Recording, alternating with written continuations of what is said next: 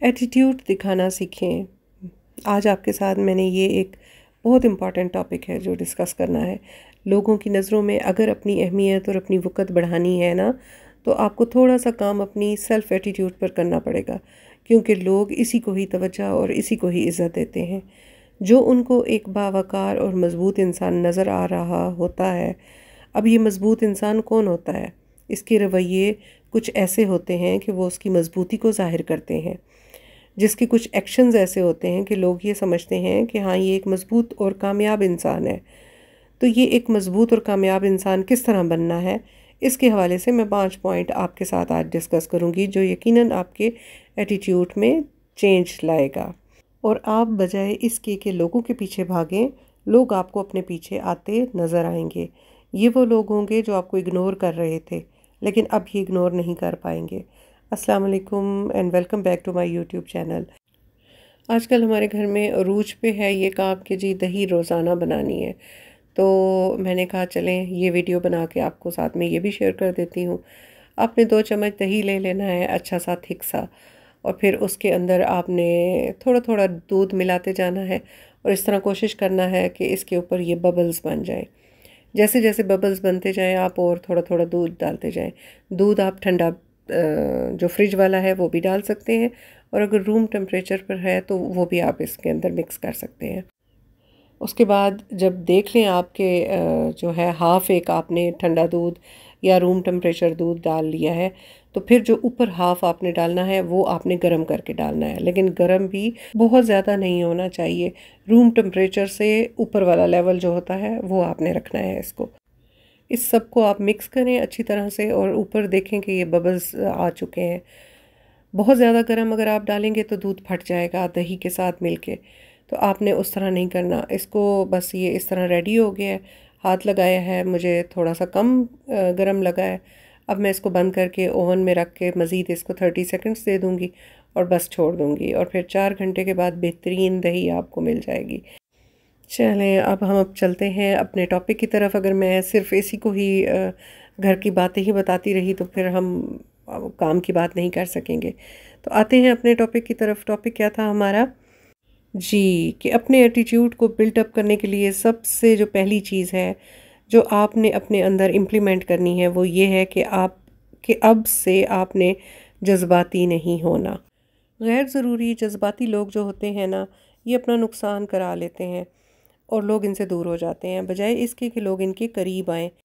हालांकि ये लोग दिल के चाहे जितने भी अच्छे हों, ये जब गैर ज़रूरी जज्बाती हो जाते हैं ना, या ओवर इमोशनल हो जाते हैं, तो ये क्या करते हैं, अपना ही नुकसान कर बैठते हैं, अपने ही गुस्से में, अपने इमोशंस में।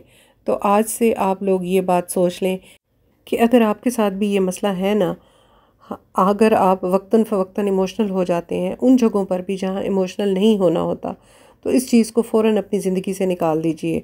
अगर आप एक ऐसी ज़िंदगी जीना चाहते हैं जो सक्सेसफुल भी हो और लोग आपको अप्रिशिएट भी करें, इसमें लोग आपसे सीखने की कोशिश करें। सच्ची बात बताऊं तो मैं ख़ुद भी इसी तबीयत की मालिक हूँ। छोटी छोटी बात पे इमोशनल हो जाना, गुस्सा आ जाना और रिएक्ट भी कर जाना। फिर आहिस्ता आहिस्ता मुझे रियलाइज़ हुआ कि इससे मैं अपना नुकसान कर जाती हूँ।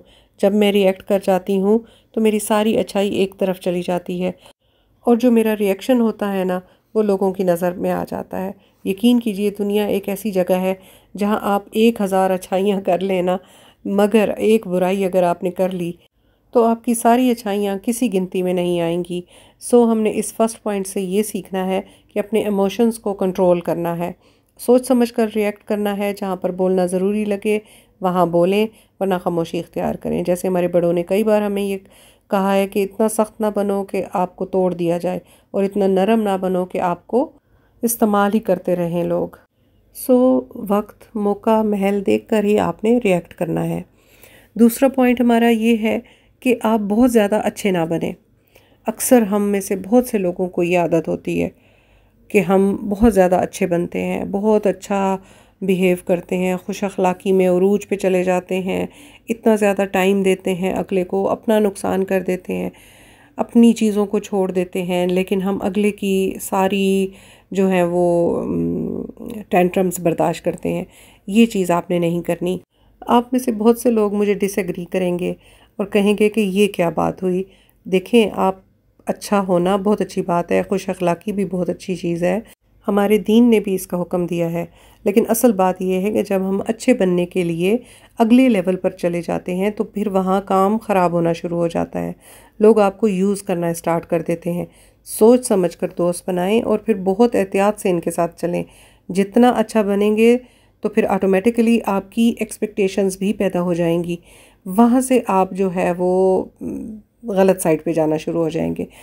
जब आपकी एक्सपेक्टेशंस का वो रिस्पांस आपको नहीं मिलेगा तो फिर आपको दुख होगा, आप परेशान होंगे, आप डिप्रेशन में जा सकते हैं। बस जो जैसा आपके साथ चलता है ख़ुद को यही समझाना है कि उसके साथ हमने वैसे ही चलना है और ख़ुद को महदूद रखना है। अच्छाई करना ज़रूरी है, रिश्तों को जोड़ना भी बहुत ज़रूरी है, लेकिन जहाँ आपके अच्छेपन से फ़ायदा उठाना लोग शुरू कर दें वहाँ आपने स्टॉप कर देना है और ख़ुद को एक स्टेप 2 स्टेप पीछे कर देना है। अब जी हम चलते हैं नेक्स्ट पॉइंट की तरफ, यानी कि थर्ड पॉइंट की तरफ, और वो ये है कि जो लोग आपको इग्नोर करें, आपको इम्पोर्टेंस ना दें, आप भी इनको इग्नोर करना सीखें। आप इग्नोर करना, इम्पोर्टेंट ना देना, ये बहुत ज़रूरी चीज़ें हैं, क्योंकि बाज़ दफ़ा क्या होता है कि हम किसी रिश्ते के लिए बहुत ज़्यादा मेहनत करते हैं, उसके पीछे लगे रहते हैं कि नहीं नहीं ये रिश्ता हमारा ख़त्म नहीं होना चाहिए। इससे पता है क्या होता है कि दूसरा बंदा हमें वो वैल्यू ही नहीं देता, वो इग्नोर कर रहा होता है और हम ये समझ रहे होते हैं कि चलो हमारी तरफ से हम कदम बढ़ाते रहें और ये रिश्ता चलता रहे। वो आपको इग्नोर कर रहा है, उसे थोड़ी देर इग्नोर करके देखें ताकि उसको एहसास हो इस बात का।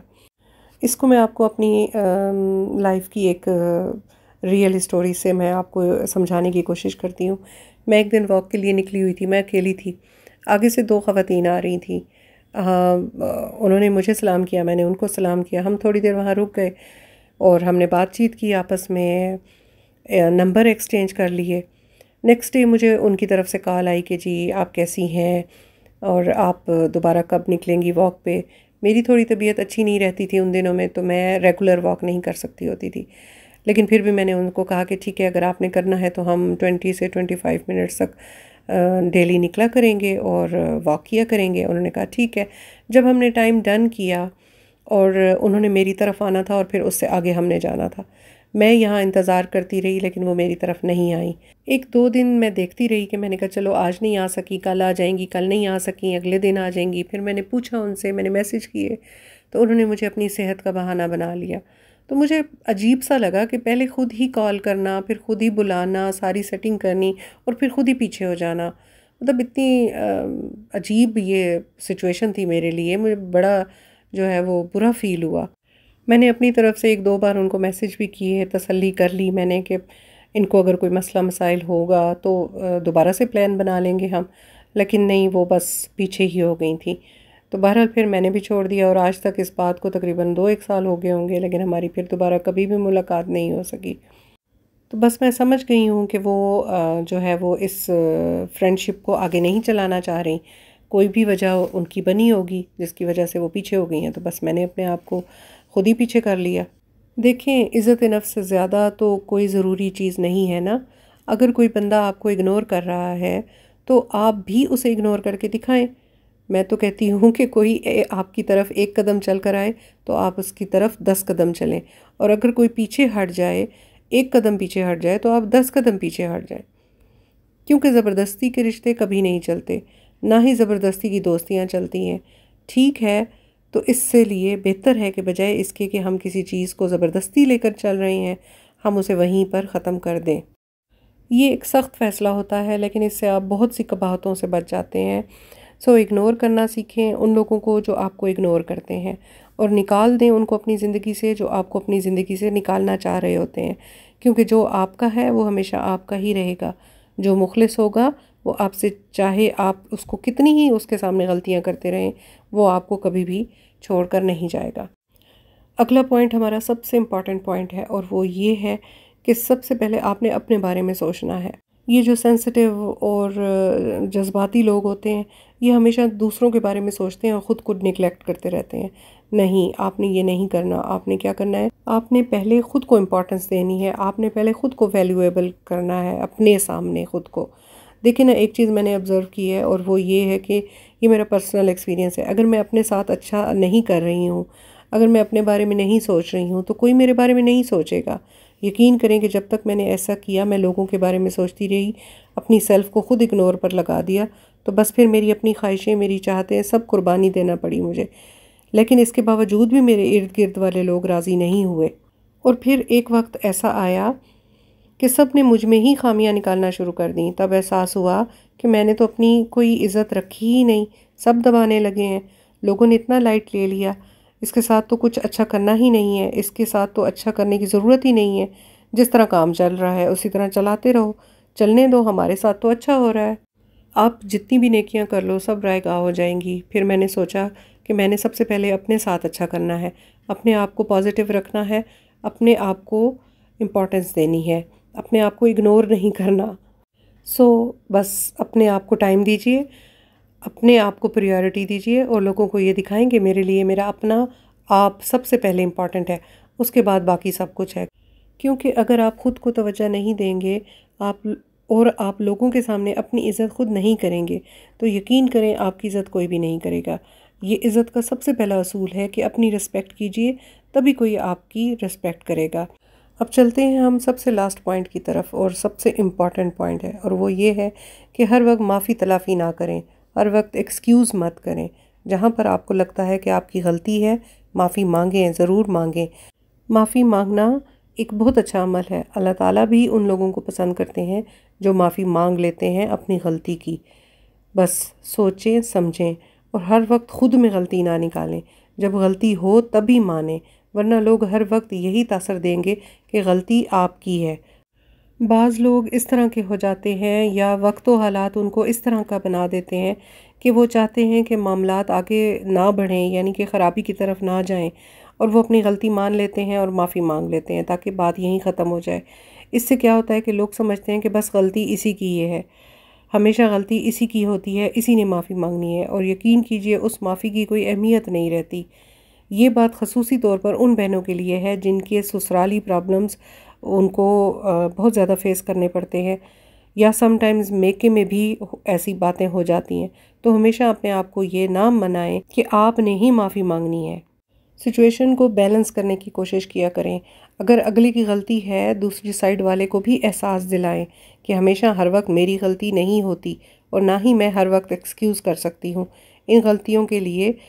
तो अगर दोनों साइड से प्रॉब्लम है तो ठीक है, एक बार मैंने माफ़ी मांग ली तो एक दफ़ा दूसरे बंदे को भी माफ़ी मांग लेनी चाहिए।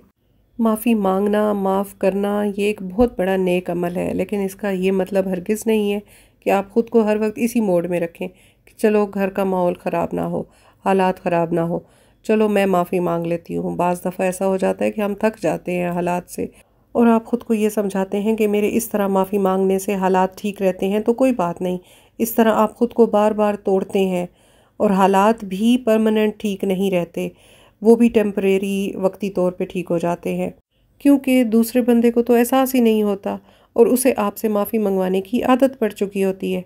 वो कहता है कि मैं जो मर्ज़ी करूं, इसके सर पर खड़ा होकर वो कहते हैं कि ना कि मैं जैसे कि नाचना शुरू कर दूं, तो इसने तो आखिर में माफ़ी मांग ही लेनी है। हर वक्त माफ़ियाँ ना मांगें, अपनी इज़्ज़त नफ्स का ख्याल करें, जहाँ पर आपकी गलती हो वहाँ एडमिट करें।